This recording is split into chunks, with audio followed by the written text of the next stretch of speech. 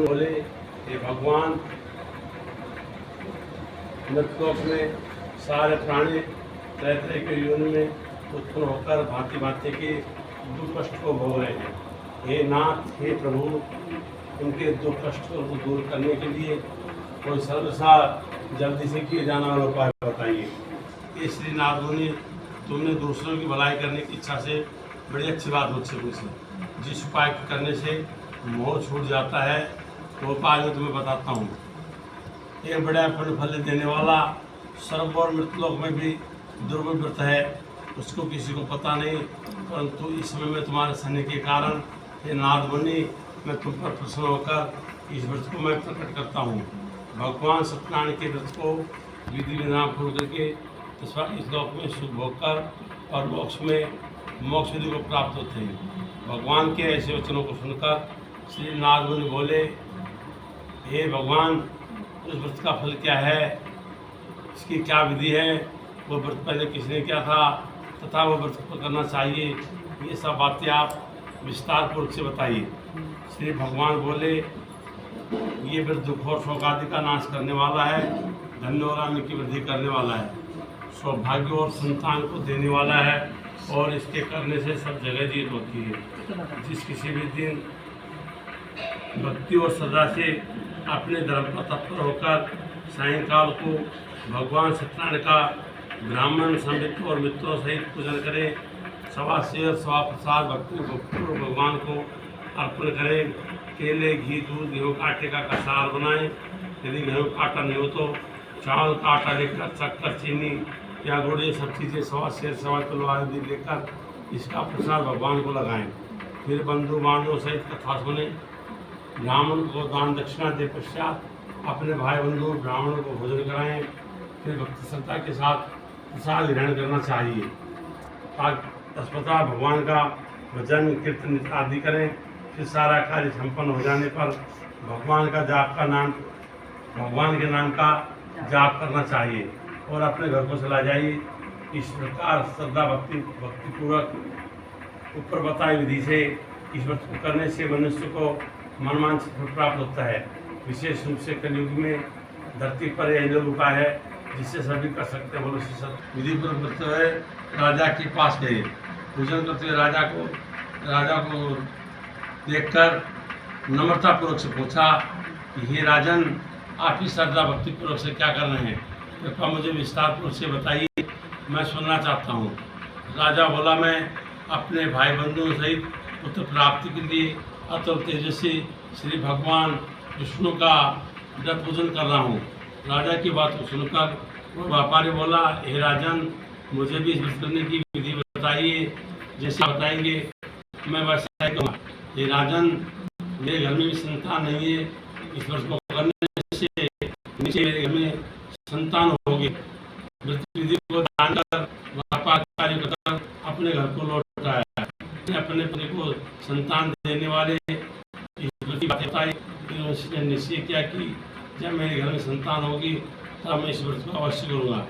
ये बात उसने अपने पत्नी लीलावती को बता दी। एक दिन उनकी पत्नी लीलावती अपने पति के साथ आनंदपुर में गृहस्थ में प्रवृत्त होकर भगवान सत्यनारायण की कृपा से वह गर्भवती हुई। 10वें महीने में उन्हें बड़ी सुंदर कन्या का जन्म दिया। वह कन्या शुक्ल पक्ष के चंद्रमा के जल्दी जल्दी बढ़ने लगी। माता पिता ने उनका नाम कलावती रखा। एक दिन लीलावती ने मीठी भरी वाणी में अपने पति से कहा कि आपने संकल्प किया था कि जब घर में संतान होगी तो श्री सत्यनारायण भगवान के इस प्रमुख दुर्लभ व्रत को करेंगे, अब उसे क्यों नहीं करते हो? तो करना चाहिए। अभी घर में संतान हो गई तो अब करना चाहिए। सारा काम करवा ले ना। साधु नामक व्यापारी बोला, ये प्रिय, ये कन्या बड़ी हो जाएगी तब इनका विवाह करेंगे, तभी व्रत पूजन को करेंगे। इस तरह अपनी पत्नी को समझा बुझाकर व्यापार करने के लिए नगर की ओर चल दिया। उनकी कन्या कलावती अपनी माँ की देखरेख में विवाह की ओर हुई। एक दिन साधु ने सखियों के साथ अपने बेटी को देखा तो उन्हें विवाह की चिंता हुई। उसने उसी समय वर खोजने के लिए अपने दूत को भेज दिया। उसने दूत को समझा दिया कि मेरी बेटी के लिए किसी और की खोज करो। मालिक के बताए अनुसार वो दूत कंचन नगर को चल दी। वहाँ से बड़ी की बेटी को साथ देकर वो दूत लौट आए। जब साधु और उनकी पत्नी लीलावती ने उस सुंदर शख्स को देखा तो बड़े प्रसन्न हुए।